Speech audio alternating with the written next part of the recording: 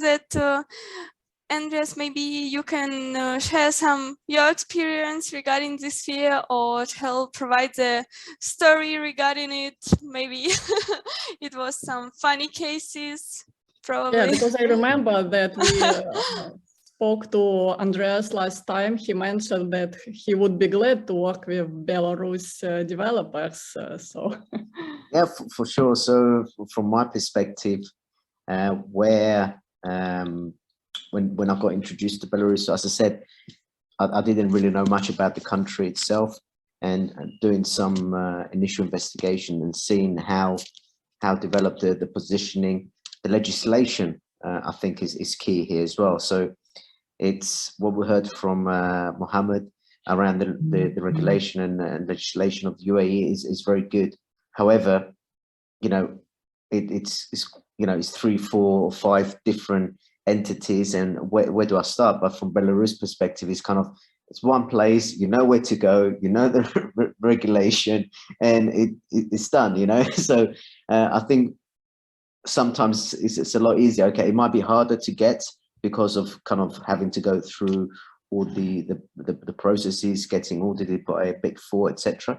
However, sometimes it's easier because that's the process you have to follow, and just have to tick all the boxes and make sure, like getting any financial regulation. So my company is financially regulated by the FCA in the UK as a payment institution now in the traditional finance. So I had to go through that process, but you know exactly where you stand, you know what you need to put in place, and it's one application, one person that you speak to, and you either get it or you don't. It might take you 6 months, might take you 3 months. However, you get that. So this is what I found with Belarus. Really from the top down, everything's mandated. It's there, and that I think it's been a big, quite nice impression for me looking to do business there, and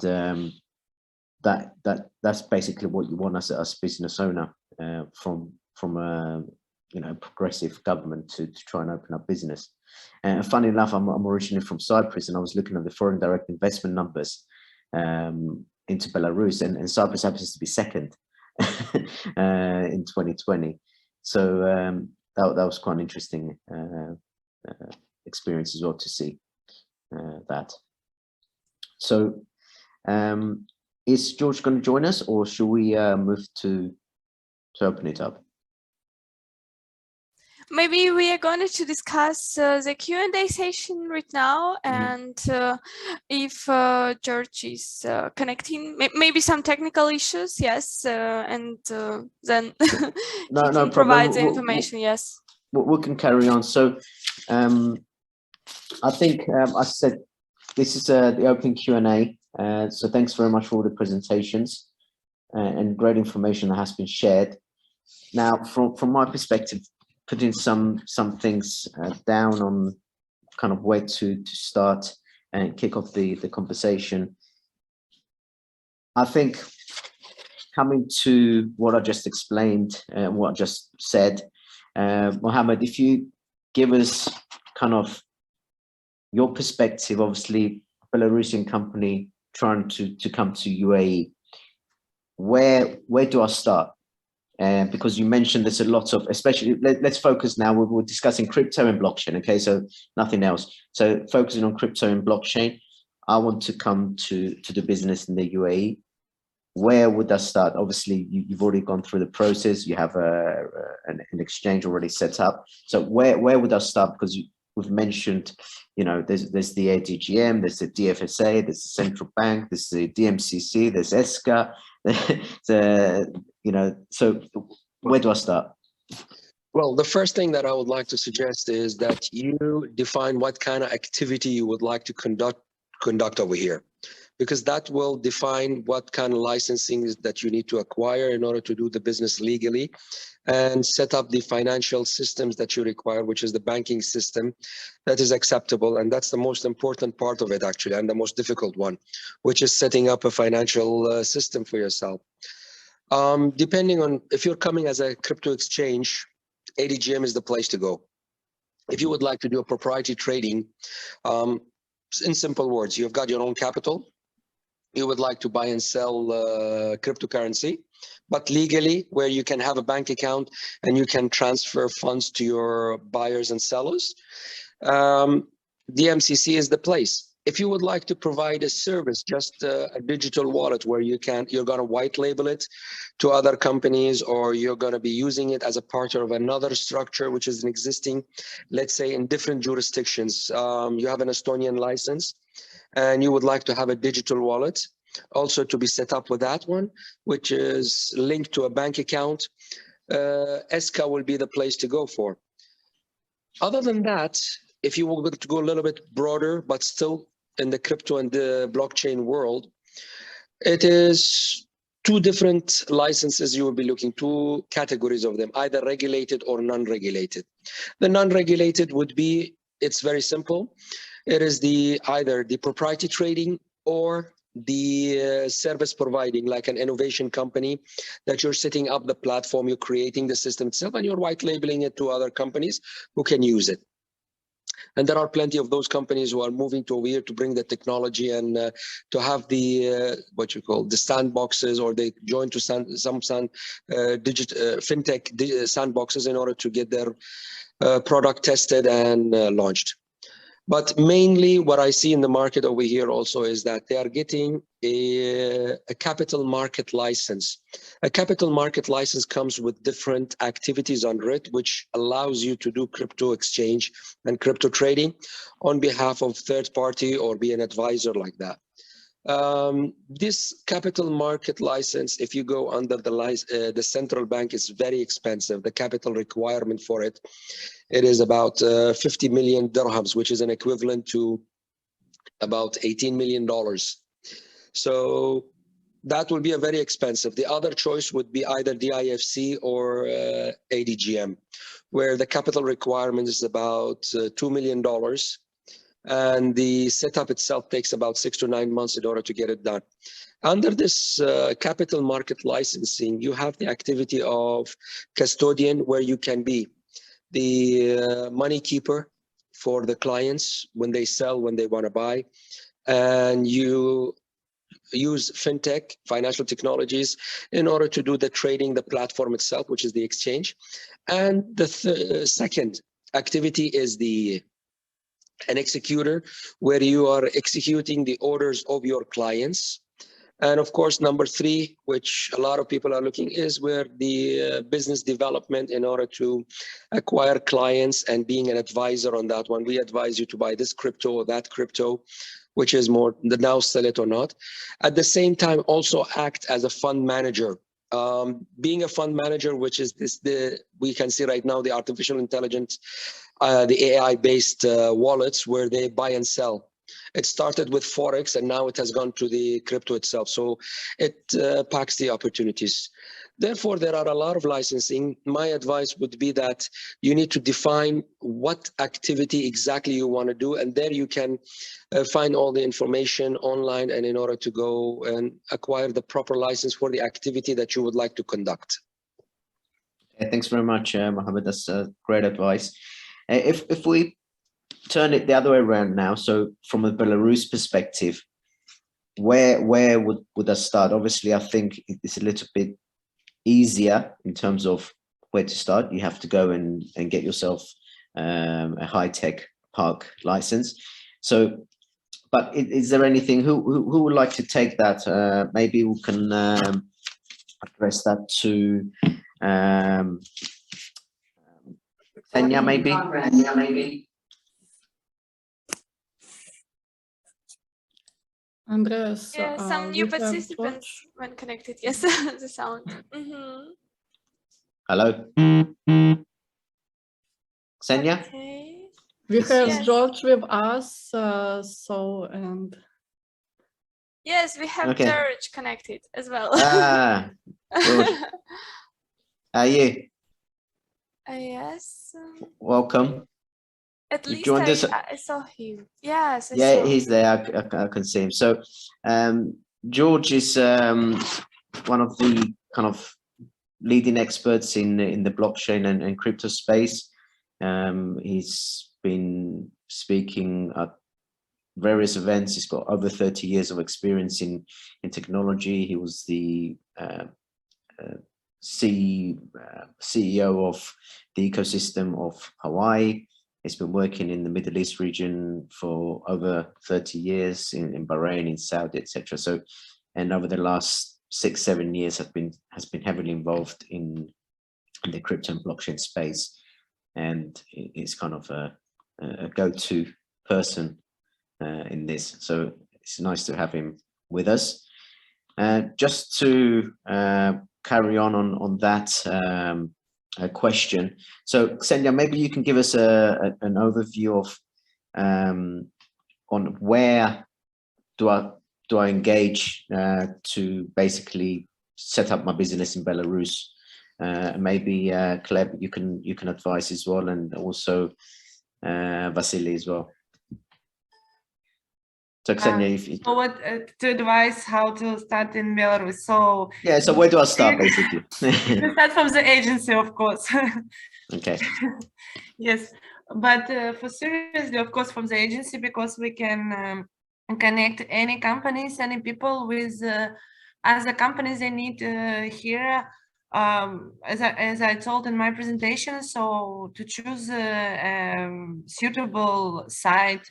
So how to open, I can say, so the company should decide on the activity which it wants to start, then to find a suitable site, then to evaluate the company's risks, then to buy a necessary equipment, and to enter the high-tech park. Okay. So we talk about miners, yeah, or we talk Yes, about of course. cryptocurrencies. Okay, Of course, of course. It's easy way to open. Yes, yes. Mining company. Yes. I think also, the firm, can provide services, business. to register the high-tech park residents for any company abroad or from Belarus, just from the start till receiving the certificate of registration from the high-tech park and starting the activity. And then how long would that take roughly, Kleb, from your experience? Roughly from my experience, so taking in account current practice, the supervisory board session conducts every 3 months, once at 3 months. So we can prepare all the documents needed within 1 or 2 weeks, but we need to wait for the supervisory board session in high-tech park. So it can take from 2 till 4 months. Okay, so it depends where you get into the 3-month session. So if but, one, you can parallel process. You can find grow with electricity площадка. I don't remember how it. On the side, yes. Side. Yeah, and it's process which can spend maybe 3 or more months, but I don't know countries where you can do it faster. If you talk about Switzerland, maybe if we talk about New Zealand, it's you can spend more time for having legal status in mining. 3 months is I think it's a very reasonable time frame to have something set up. And as we heard from Mohammed, to set up, I think the top license there, it's 6 to 9 month process and quite a large capital input that you need. So it seems like it's a good enough environment to engage and set up. So it's good to hear that. Andreas, it's just sorry, just one minor comment still from my side, and just to add to my colleagues, it's probably important information for the guys, for the companies who are not from Belarus, to know. Once again, I will just repeat that high-tech park is a preferential regime of Belarus for such high-tech companies and this sort of business. And while being registered as a resident of the high-tech park, it is the principle of exterritorial registration, which means that any company which becomes a member of high-tech park, it doesn't stick to a certain territory. It means that it can be registered all over the territory of Belarus, but still being a resident of high-tech park. So this is important when we compare same registration principles with other similar preferential regimes when the residents should stick to a certain territory. So high-tech park is not the case. So you can be the resident. Sorry, Yes. Dmitry, but if we talk about mining, part of infrastructure should be in Belarus. Yes, yes, sure. Yeah. Thank you. Actually, Thank you, Vasily. we as well have the question in chat, as I see now, regarding how many companies were registered last year in field of mining in high-tech park. Maybe 2 companies in previous December have legal status, and but maybe situation in China in the previous year, situation in Kazakhstan provide a high level interest to the regulation in Belarus. And now, as I said, we have more communication with potential investors. Another question, obviously banking is always an important question that all companies getting into this space are asking. How easy it is to get a bank account for my business in Belarus? If you have legal status, it's easy. Our bank understand what is cryptocurrencies, what is mining, and it's maybe you can spend time like usual company for opening account in bank. So like usually maybe companies can open bank accounts just in 1 or 2 days, but if it's foreign citizens or foreign entities, founders or co-founders, the Belarusian bank, in accordance with legislation, shall require the information of beneficiaries. So the efficiency of opening bank account in this case shall depend on how fast the company shall provide the information to the bank. So it can be 2 or 3 days till 1 month, for example. Yeah. Okay, and this is specific for kind of the activities for registering in the across those 3. Crypto exchange, mining. Yeah. So there are no special requirements for such companies. We have the general procedure for all companies for opening bank accounts. Okay, all right. Yeah, so you would get the. May I ask you? Maybe we will provide words to George. He's here. Yes. Maybe like to represent the topic regarding the blockchain, and to announce the George now. Yes, that was going to be my next. So George, welcome. Thanks for joining us. Yes, good morning. My name is George Sebastião, co-founder of EcoX and also CMO for Simba Storage. I work across the Middle East for the last 25 years. In the blockchain space, it's been about the last 7 years.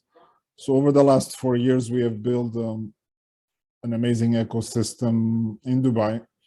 And this ecosystem is supported by both the regulator, the financial institutions, ADGM in Abu Dhabi, the IFC, the MCC in Dubai. And what this allows us to do is to create, incubate, and allow organizations to move at an extremely more rapid race. Just to give you an idea, in the MCC, they processed 300 applications this year, and there's a queue of about 900 applications that have already registered. Of course, some of this has been done also even in cooperation with CVVC Labs. So one of the things that's extremely important is to have proper regulations in place. And these regulations allow you to establish organizations that have the necessary conditions to be successful. So one example is one of these organizations like Simba Storage, where I assist in the marketing and business development side. And for example, Simba Storage has obtained several licenses. One of these licenses includes OTC under the Trez Swiss brand. So OTC stands for over-the-counter trading. Is almost like a, you can say, as a license, is like a manual crypto or digital asset exchange. So instead of processing orders automatically, you schedule them and they can get done, for example, bank to bank, etc. Beyond that, we've, for example, got what is called a cold storage license, so that it allows you to basically save and store and have custody for digital assets, like, for example, Bitcoin. In the future, there will also be things like Ethereum. And as you know, today, assets like NFTs are also becoming extremely important as well. So on one side, you can say the regulation is extremely important. The other side is to have an ecosystem in which all these organizations that come to meet flourish. And for this, we have created, for example, EcoX, but we're not the only one. There's lots of meetups that happen in Dubai on a regular basis. Like, for example, last October, to give you an idea, there was over 50 or about 54, 55 crypto and blockchain events that actually happened in Dubai during that month. This year, it is already picking up. So February is extremely busy with over 20 plus events. And the month of March, which is coming up already, has more than 30 events. So for example, events like EcoX, which we started 4 years ago with about 20, 25 people, now is about 150 people on a weekly basis, where we invite anywhere from 4 to 6 speakers to come, network. So it's like a business networking event. We always mention that for new startups in blockchain and other technologies, AI, IoT, etc., advanced technologies, to be successful, you need 3 primary ingredients to obviously make the ecosystem successful. When we call usually this MBC, money, brains, and contacts. So the money is the financial investment that allows you to invest in the organizations and allows them to grow and scale up. The brains is the ideas that have been registered and are being developed. Could be a mobile app, could be a service application, could be CBDC, or central bank digital currency, or any other application of blockchain and crypto or digital assets. And the last one is probably the most important one, which is the contacts, the ecosystem, the business development, the capacity for these organizations to cooperate. You may have one specific solution, but you definitely don't have all the solutions to service your customers. So typically, to provide a scalable solution, you need to interact with other members of the ecosystem. And this interaction allows you to build a complete end-to-end solution. So these are the things that we're doing here in Dubai, doing it in other places like Bahrain, Saudi Arabia as well, which are important elements of the GCC. So I think in your case, Belarus needs to do the same. And once you have these key elements in place, then success happens at a much increased speed and increased rate. And this allows you to attack on one side the money, on the other side the ideas, and third one, the resources in the ecosystem, which, things get done by people at the end of the day. So when these people meet together, they create new products, new services, and new ideas. Thanks very much, George. So I was part of that initial EcoX kind of meetups, and I've seen this space grow since I started. I've been living in Dubai for the last 4 years. So from the Belarus side, if I started in Belarus right now, what kind of ecosystem exists, and where can I go? Is there kind of regular meetups in this space? Is there any kind of go-to people like George, for example, or maybe investment board itself is doing something. So if you could give us some background on that, maybe Dimitri. Yes, thank you, Andreas, for this question. Well, actually, I assume that there are certain organizations which foreign companies can address right away, like one-stop shop, or I mean, at least representatives of these companies present here. So it's Vasily, of course, with his association. I assume that they can provide an extensive advice to newcomers in terms of infrastructure, in terms of conditions, etc. I'm sure that Gleb and the team of Rivera will also be happy to assist with certain advice and further accompany the business who decided to set up their company here in Belarus.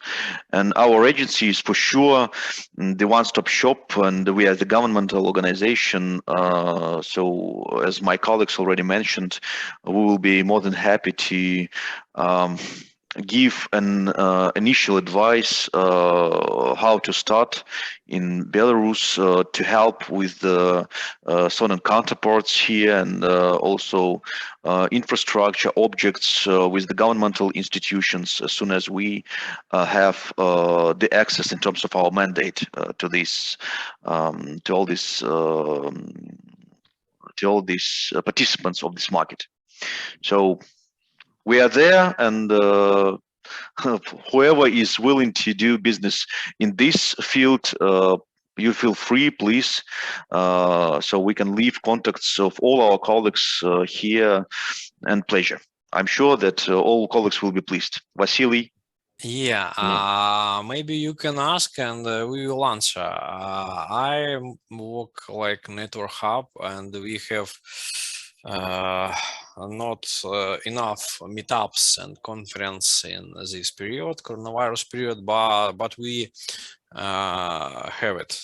We haven't locked down. Maybe in November we make conference.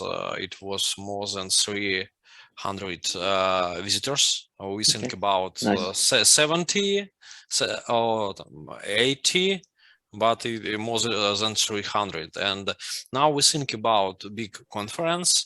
We have requests from different structure for it, and maybe if you add, it will be more sense for doing it. Yeah, I think, I mean, I was obviously you have the infrastructure and the resources to engage formally. I think it's more the informal and, you know, getting what kind of Dubai has done in the UAE, where, you know, they've been seen as kind of the place to be for crypto and blockchain, to try and replicate some of that within Belarus. I think that's what I was trying to see, how you can put that in place and where to engage. Like George said, you need to have those three elements in place to really enable the ecosystem, and then the business will come. Okay. Yeah. Okay. One final thing I think I wanted to address is around the mining. Obviously, that's a hot topic right now, and the conditions for both UAE and Belarus seem to be good. Obviously, the geopolitical situations around the mining that has affected the mining kind of give opportunities arising for this mining to be, you know, to change demographics. So obviously there's been quite a lot of stories that we've read for the UAE. So maybe Mohammed, you can give us an overview on that. But also let's start on Belarus first. Obviously this mining licenses there are being given. So what is the main factors to basically set up your mining in Belarus?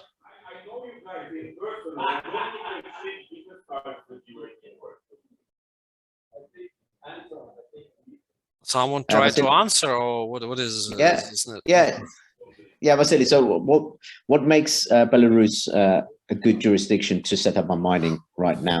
So if I was in Kazakhstan, I wanted to come to Belarus, for as example. I understand situation, our National Bank, Ministry of Finance, HTP Park understands that mining and crypto economy, it's not depend on sanction and other context, and we are all understand that it's perspective sphere, and we are I try to answer for all of us interested in developing mining and crypto projects. And as I understand situation, it's stable. We try to find kind of developing this sphere, and we have communication with all of government structure, and they understand it and try to help. If we will have interesting cases, I think we will do it. Okay, sounds good. And Khalifa? Is it Khalifa? Yes. As per for the mining regulations here in United Arab Emirates, we don't have any regulations for the mining, so the mining could be done under 2 licenses over here, either under the innovation license or under the OTC or the propriety investment, crypto investment licenses in the MCC. It could be done over there. But logically, the cost of the mining itself, it's very high over here, and knowing the cost of UAE, it's I haven't seen the logicality. I've seen a lot of projects being initiated, but not being taken to the success because of the high cost of it. So as per the government, do they have any legislations or specific licensing for that? No, we don't have that. As per having a setup which is a legally and can give you legal framework for that one, it can be under 2 licenses, which is innovation. You can get it from different jurisdictions. It could be from the MCC, from the IFC, from ADGM, DOCOMS, Dubai South. We have a lot of zones that can give you this innovation license. And of course, if you want to go like more into that, you create your own coin, and you're mining your own coin, and you're going to do all the tokenomics, the white paper and everything behind it. So the OTC license or the propriety trading license from the MCC is the proper licensing for that one. Okay, thanks very much. I think we have 5 minutes left. Is there any questions from the audience that, from what you heard, that you would like to ask? Just raise your hand or write it in the chat, and we'll address it. I think from my perspective, from what I've heard so far around the Belarus environment, ecosystem, legislations, and the way it's gone about it, I think it's very positive, and I'm sure it will succeed. And it's phenomenal to see kind of the growth of this sector, especially IT. Going from like 160 million to over 2.5 billion in less than 4 years.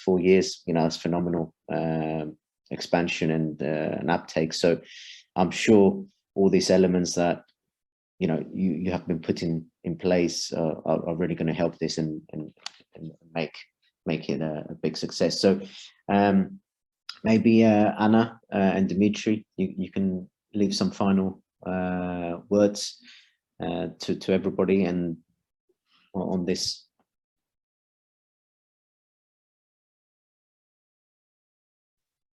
Okay, yes, thank you, Andreas, and also thank you to all the participants. Well, I assume as I started that this webinar, we just highlighted some helicopter view on cryptocurrency opportunities in Belarus. So our aim was just to present certain conditions which are already in place in our country. And just to add to some last remarks of yours, Andreas, as regards well, Belarus, and I want to also just add some to what Vasily said, is that Belarus is quite transparent in terms of legislation. Vasily mentioned about tax legislation and also other legal acts we have already in place here in our country, and we already compared the conditions of doing this sort of business. I'm talking here about crypto mining with other countries, and still we see that we're also quite competitive in terms of cost of electricity, and I assume that this issue is also very important for those companies who start business in this field. So therefore, I hope that still it's a huge potential for foreign businesses to come and do business here, and our teams, well, the teams of, I assume that Vasily, Rivera team, our agency team, we are there to help, to assist, and we'll be happy to move on with further such events like this webinar, and with helpful information to start business in this field. Thank you for all those participants who are with us, and as my colleagues already mentioned, we will be happy to share the materials of this webinar after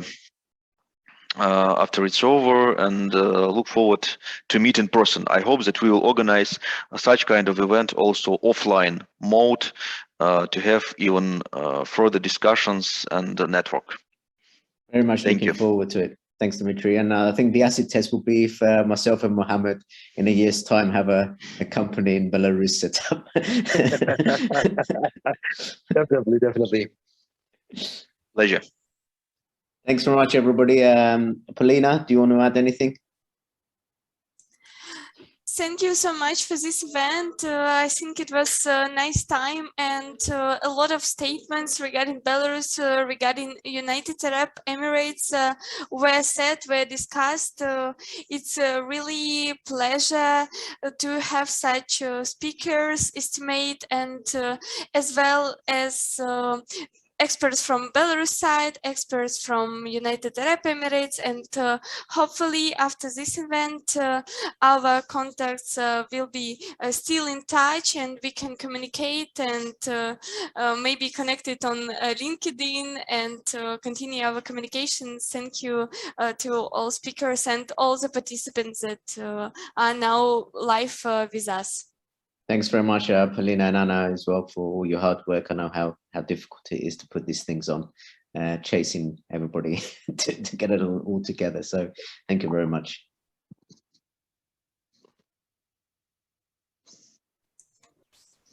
Then I would like to thank Andreas for this amazing moderation. So we are so happy that we invited you. And I also would like to thank all participants on behalf of Eurasia Gulf.